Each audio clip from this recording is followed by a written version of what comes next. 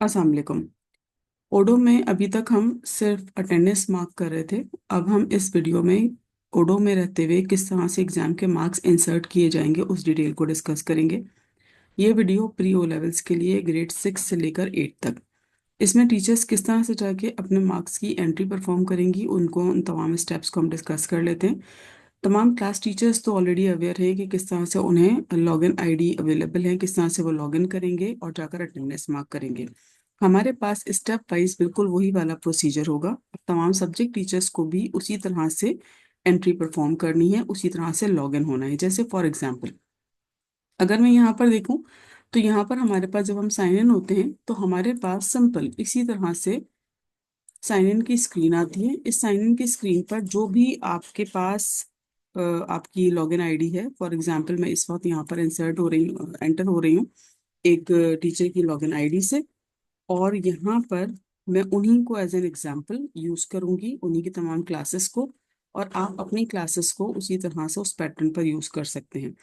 यहाँ पर अगर आप देखें तो आपके पास ये सारे टैब्स नजर आ रहे हैं, बिल्कुल नॉर्मली जिस तरह से आप अटेंडेंस मार्क करते थे। बिल्कुल लेफ्ट हैंड साइड पर अगर आप देखें तो एग्जामिनेशन का टैब आपको यहाँ नजर आ रहा है। एग्जामिनेशन पर आप क्लिक करेंगे तो उसके अंडर आपको जो पहला ऑप्शन मिलेगा वो मिलेगा सब्जेक्ट क्लासेस का।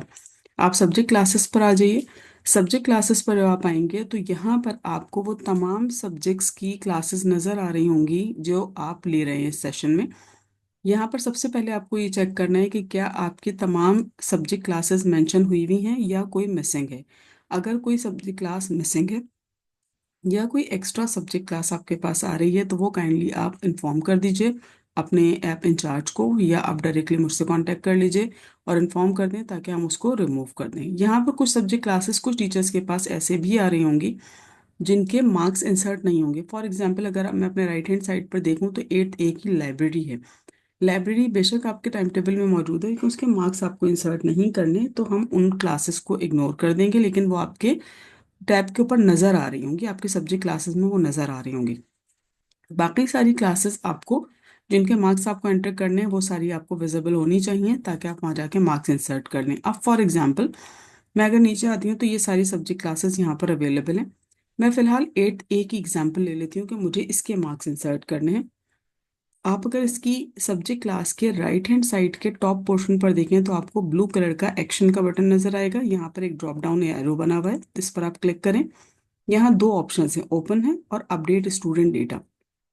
सबसे पहले हर मर्तबा जब भी आप मार्क्स एंटर करने जाएंगे आप अपडेट स्टूडेंट डेटा पर क्लिक करेंगे ताकि अगर कोई न्यू स्टूडेंट आपकी क्लास में ऐड हुआ है या अगर कोई स्टूडेंट रिमूव हुआ है तो वो डेटा यहाँ पर अपडेट हो जाए। स्टूडेंट का डेटा अपडेट करने के बाद आप दोबारा इसी टैब पर क्लिक करेंगे और अब आप ओपन पर आ जाएंगे। जब आप ओपन पर क्लिक करेंगे तो यहाँ पर अब आपके पास स्क्रीन चेंज हो जाएगी। हम वन बाय वन हर एक स्टेप को डिस्कस कर लेते हैं ताकि जब आप मार्क्स इंसर्ट करेंगे तो आपको वहां पर कोई प्रॉब्लम नहीं होगी। थोड़ा सा यहाँ पर हमें वेट करना पड़ेगा अगर फॉर एग्जांपल नेट स्लो है या इस तरह का इशू है। अब यहाँ पर अगर आप देखें तो इस वक्त मेरे पास यहाँ इस स्क्रीन के ऊपर कोई भी डेटा अवेलेबल नहीं है। अपने स्क्रीन के राइट साइड के ऊपर आप देखें तो ऐड न्यू एग्जाम का एक बटन आपको नजर आ रहा है, यहाँ पर क्लिक कीजिए। जब आप यहाँ पर क्लिक करेंगे तो सबसे पहले वो आपसे एग्जाम की कैटेगरी पूछ रहा है। मैं यहाँ पर क्लिक कर रही हूँ ड्रॉप डाउन एरो पर। ये ग्रेड 6 से लेकर 8 तक है। तो यहाँ पर देखें फर्स्ट टर्म में आपके पास सिर्फ एक असेसमेंट होती है, तो first term first assessment. First term term exam यानी ये मिड टर्म एग्जाम की बात हो रही है। फिर final term second assessment, final term में भी एक ही असेसमेंट होती है जिसको हम सेकंड असेसमेंट कॉल करते हैं।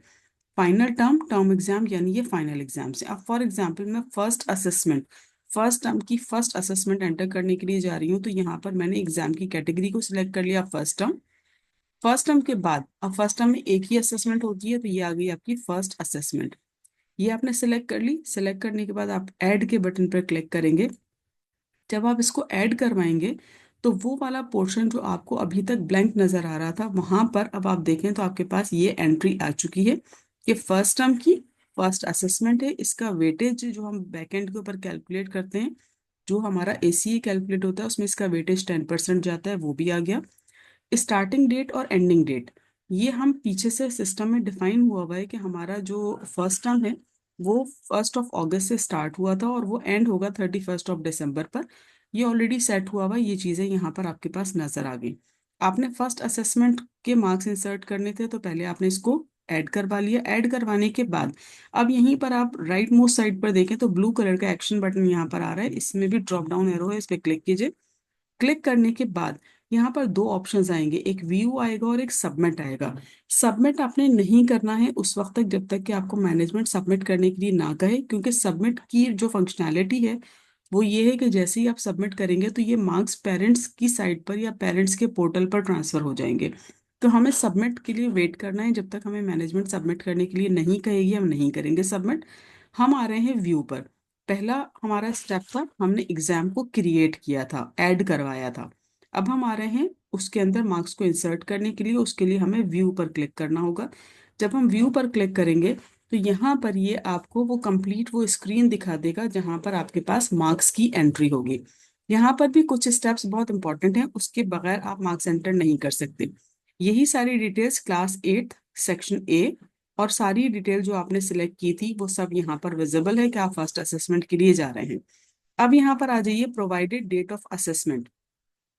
यहाँ पर आपको वो डेट असाइन करनी है या वो डेट सिलेक्ट करनी है जिस डेट पर आपकी ये फर्स्ट असेसमेंट हुई थी। मेरे पास कोई एक्चुअल डेट्स नहीं है, मैं एक डमी एंट्री कर रही हूँ। फॉर एग्जाम्पल फर्स्ट असेसमेंट हुई थी September 3 को, तो यहाँ पर मैंने वो 3 सितंबर की डेट सिलेक्ट कर ली। यहाँ पर आपके पास क्योंकि फर्स्ट टर्म की फर्स्ट असेसमेंट 1 अगस्त से लेके 31 दिसंबर के बीच में ही होगी, तो ऑब्वियसली जो भी आपके शेड्यूल के हिसाब से डेट थी वो आप यहाँ पर देखकर इंसर्ट कर दीजिए। अब यहाँ पर आ जाइए टोटल मार्क्स। टोटल मार्क्स जो हम रिपोर्ट कार्ड में इंसर्ट करते हैं वो हम आउट ऑफ 100 कर रहे होते हैं, चाहे हमारा पेपर 20 मार्क्स का है या 25 का है। हम उसकी परसेंटेज कैलकुलेट करते हैं और उसके बाद हम डाल रहे होते हैं। तो यहाँ पर मैं इंसर्ट कर रही हूँ 100, ये मेरे पेपर के टोटल मार्क्स थे। आप चाहें तो इसे टाइप कर दें, आप चाहें तो यहाँ पर ड्रॉप डाउन एरो या अपवर्ड एरो के थ्रू आप इसको यहाँ से भी ऐड करवा सकते हैं, आपकी मर्जी है। ये आपने टोटल मार्क्स को ऐड कर दिया। यहाँ मैंने सिर्फ दो चीजें सिलेक्ट की थी, एक मैंने डेट असाइन की थी कि किस डेट पर असेसमेंट हुई थी, दूसरा उसके टोटल मार्क्स कितने हैं। यहाँ पर अगर आप देखें तो आपके पास एक पर्पल कलर का राइट हैंड साइड के ऊपर एक बटन आ रहा होगा सेव मार्किंग।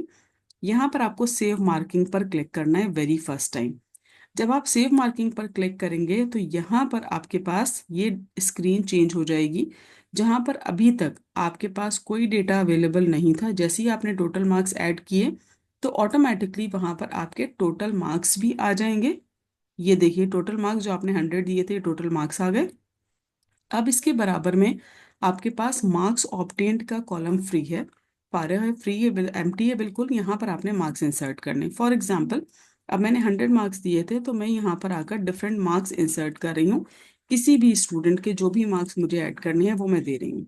यहाँ पर आपको एक थोड़ा एरर है सिस्टम में अभी, और वो ये है कि आपने टोटल मार्क्स दिए थे 100, लेकिन अगर आप 100 से ज़्यादा बड़ी अमाउंट भी अगर देते हैं तो सिस्टम उसको एक्सेप्ट कर लेगा, इस पर एरर नहीं देगा। लेकिन हमें यहाँ पर एज अ टीचर थोड़ी सी केयरफुली इस चीज़ को मॉनिटर करना है कि ये एरर सिस्टम में है। तो हम जो भी मार्क्स देंगे वो with in the range of 100 ही देंगे, क्योंकि टोटल मार्क्स हमारे 100 थे। जितने भी मार्क्स आपको देने हैं, जिन बच्चों को जो बच्चे प्रेजेंट थे उनके जो भी मार्क्स आ रहे थे, फॉर एग्जांपल आपने वो असाइन कर दिए। यहाँ पर कोई बच्चा अगर एब्सेंट था तो आपने उसको कोई मार्क्स आपने इंसर्ट नहीं किए। फॉर एग्जांपल 3 बच्चे एब्सेंट थे, मैंने यहाँ पे कोई मार्क्स नहीं दिए। एक मैंने यहाँ पर फॉल्ट खुद से क्रिएट किया है, और वो फॉल्ट ये है कि मैंने 100 से ज़्यादा मार्क्स इंसर्ट किए हैं, सिर्फ ये आपको दिखाने के लिए कि अगर इन केस आप ये मिस्टेक करते हैं तो वहाँ पर क्या होगा। जैसे यहाँ पर मैंने मार्क्स 100 से ज़्यादा दिए हैं। ये सारे मार्क्स जो आपने दिए, इसको करने के बाद जब सबके मार्क्स आपने दे दिए तो दोबारा आप टॉप पर आएंगे और सेव मार्किंग पर क्लिक करेंगे। जब आप सेव मार्किंग पर क्लिक करेंगे तो अभी तक परसेंटेज का कॉलम आपका एम्प्टी था, सिस्टम ने कोई परसेंटेज कैलकुलेट नहीं की थी।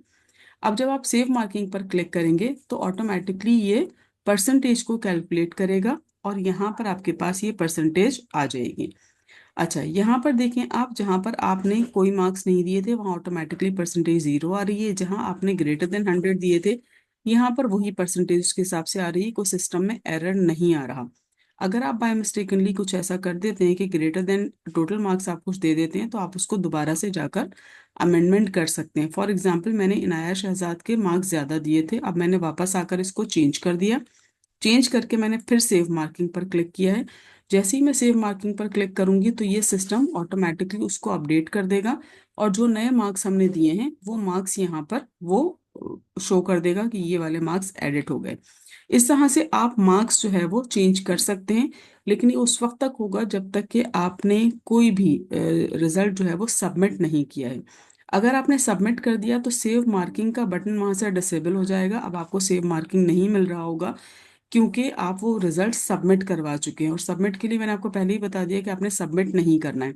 यहाँ देखिए नाया शहजाद 34 मार्क्स मैंने चेंज किए थे, सेव मार्किंग की, वो सेव हो गया। यानी जब तक आपके पास ये सेव मार्किंग का बटन नजर आ रहा है उस वक्त तक आप अपने मार्क्स को ओपन कर सकते हैं, एडिट कर सकते हैं।